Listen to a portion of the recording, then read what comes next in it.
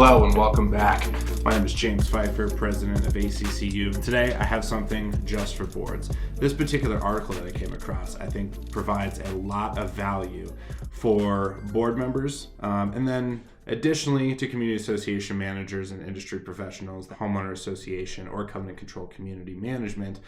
But I really think this provides a lot of value for boards. And this has to do with considering hiring a management company. The title of this article is very appropriately titled, "The True High Cost of Hiring a Low-Cost Condo Management Company Revealed." And really what this boils down to is it talks about when getting into a situation where you're looking to save on money. Many boards will quickly try to address management as something that is too high cost and where they can save on value.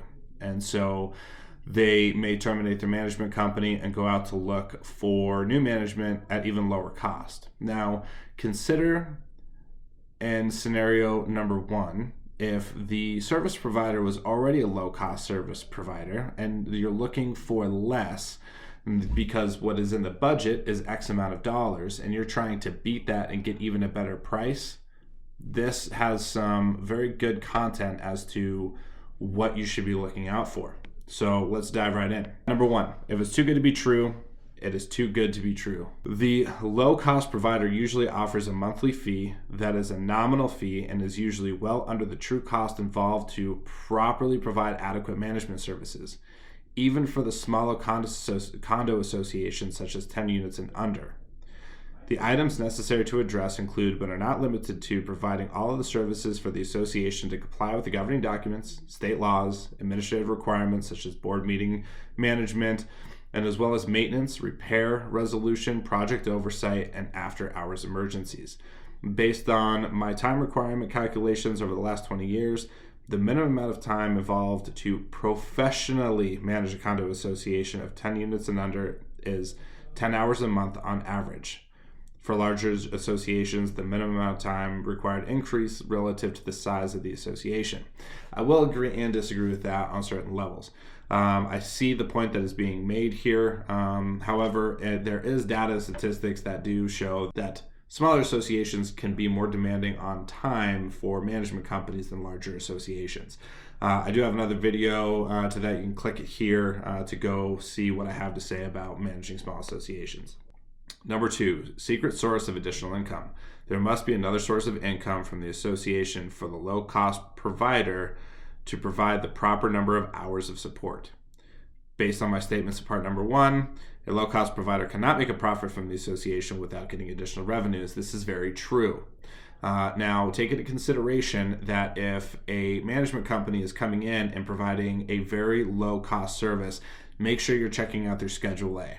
Any reputable management company is going to be listing either in the contract or in the Schedule A exactly what services are being provided outside the scope of the management agreement. Now, don't be afraid. This is a normal practice in the industry. It's kind of a pay-to-play scenario. If you're going to use it as an association, be expected to be charged for it. However, if you're really looking to keep costs down, which is the intent of the community, then the board should probably expect that they're going to be providing more in way of management services to the association. And I think this gets into that a little bit more here in a minute. Number three, minimum hourly wages for management company employees. What is the hourly billing rate for low-cost provider? If you take the number of hours that the management company needs to spend to properly manage the association, and you divide the monthly fee by the numbers of hours required per month, you get the hourly billing rate. I'm going to dive into this just a little bit more. And what I'm going to say is for a company such as ours, where we are GAAP compliant, so our accounting services are all separated out. Each one of our clients gets an accounts payable clerk, accounts receivable clerk, a bookkeeper, a legal liaison, a banking specialist, and a controller who oversees the whole process. So the management fee, you can just expect about 50% automatically goes to the accounting for the accounting demands that an association has. Next is the manager is probably earning around 30 to 33% of the management fee. Each management company does a little bit different. And then the management company gets about 10% overhead, 10% profit if we can squeeze it out. So that's really a good way to break it down. Now, if you look at the total amount and you take roughly 30%, that is what the manager is receiving or close to. And when taking a look at that, instead of going out and looking for new management, perhaps the better conversation is, are we paying enough for management services? Are we giving enough for that manager to be able to have a good career and make enough money within their career for the service that we're expected is going to be provided? So definitely a question that you'd have to ask yourself and determine what it is you're looking for your community and how much time you're willing to spend as board members performing certain roles and responsibilities for each of your associations. Number 4, you get what you pay for. I think we were just talking about that a little bit. The low-cost provider will provide exactly what you are paying for, and that is very little. When you hire a management company, you want the management company to respond appropriately and provide expert advice. If you are hiring a low-cost provider, do you tell yourself that you are paying little so you expect to get low amounts of service? That is a question that I think boards should ask. It is definitely fair to the management company and the manager to really set the level of expectation. If you are a community association that has a lot of outstanding maintenance, deferred maintenance within the association, and the narrative within the community is, well, I told the management company, but they didn't do anything about it. And so then there's too many complaints to the board about complaints that aren't being responded to. Consider the fact whether or not you're giving the tools to the manager and the management company to be successful. Number 1, do they have the authority to address the issues in the community? Said differently, what is their spending limit? Is it very low, such as $250? Or is it $2,000? Did the board vote to approve the manager to complete the tasks of issues that need to be taken care of within the community, and they are going to fund those projects so that way those complaints are handled?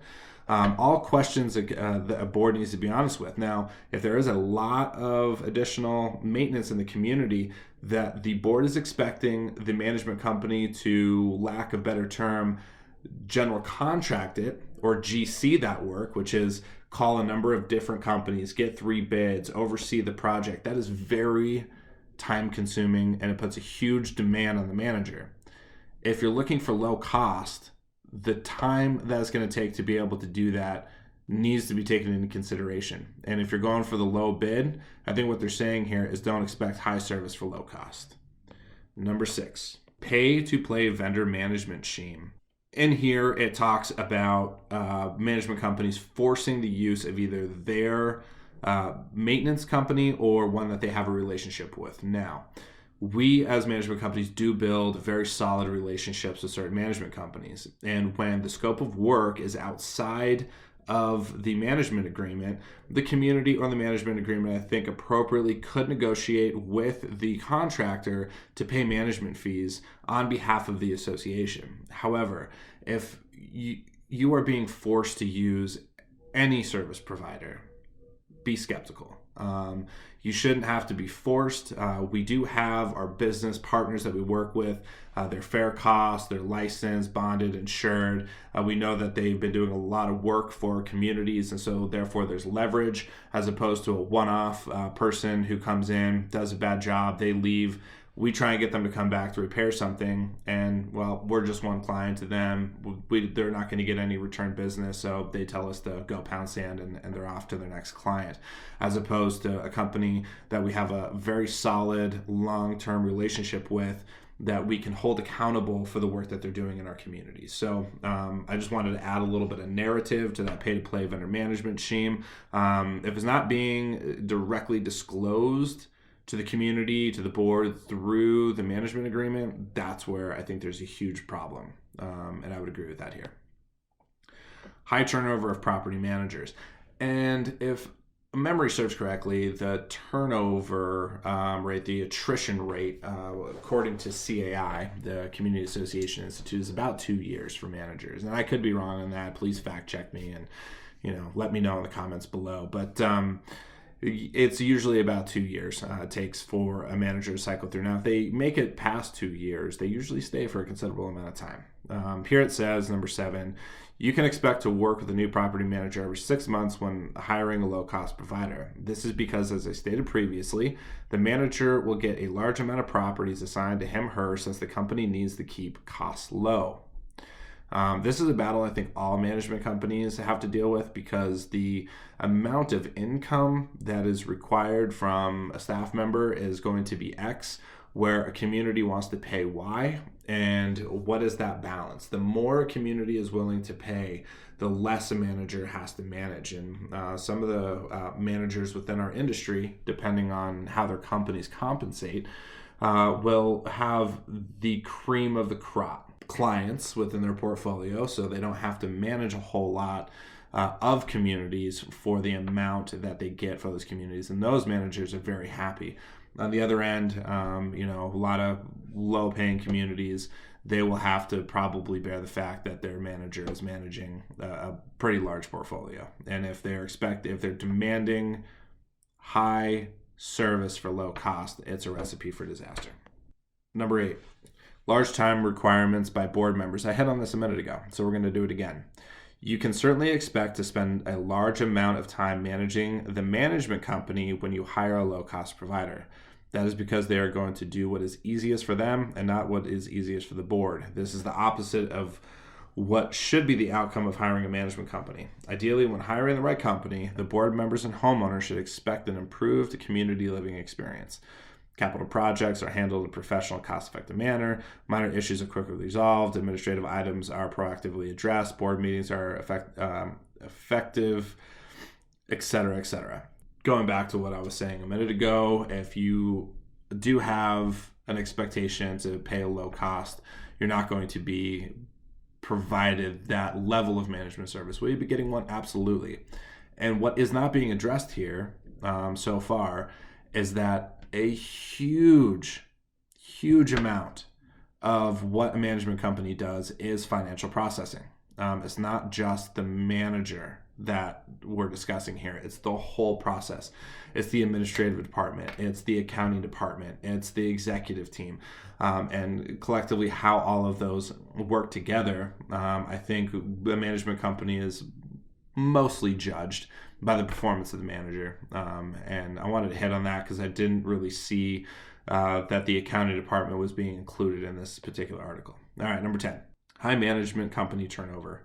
In the end, the board will get fed up and switch management companies since they will become frustrated with poor level of service. The problem is that they have a line item budget for management services from a low-cost provider. This usually means that they are going to look for another management company that offers the same unrealistic low price. This is a vicious cycle that never ends in some cases. I could not agree more. It does happen, but it is not too often that a board, when looking for a management company, says, no, we are going to increase the management fee by X amount of dollars because that is where we're going to see value. I think the narrative is I'm going to find it for cheaper, and they're going to pat themselves in the back. And initially, I think it'll probably be a pretty good relationship for a short period of time before it starts to become a bad relationship because that expectation isn't there, because the cost is just too low. Really, what I am trying to drive home in this video is to take these into consideration when looking for a management company, or if you're considering firing your current management company. Maybe it's best to have a sit-down conversation of, is our management agreement realistic for the time that we are receiving from the management company? And a reputable management company should be able to sit down and show metrics of how much time they are spending on your community association. And if the time being spent is equal to the cost that's being paid and you need more, then maybe that's the conversation, because then you'll really have a long-term excellent relationship with your management company instead of doing what we see here in number 10, which is turnover and turnover and turnover of management companies. So I really hope that you found value in this video. I really think that there's a lot of valuable content in here. Again, if you ever have questions, you can reach out to me directly by clicking the link below or contacting me here at the office 303-733-1121. Again, my name is James Pfeiffer. If you haven't taken the time already, please take a moment to like and subscribe below. It really helps me out a lot, and I look forward to bringing you more education soon. Thank you.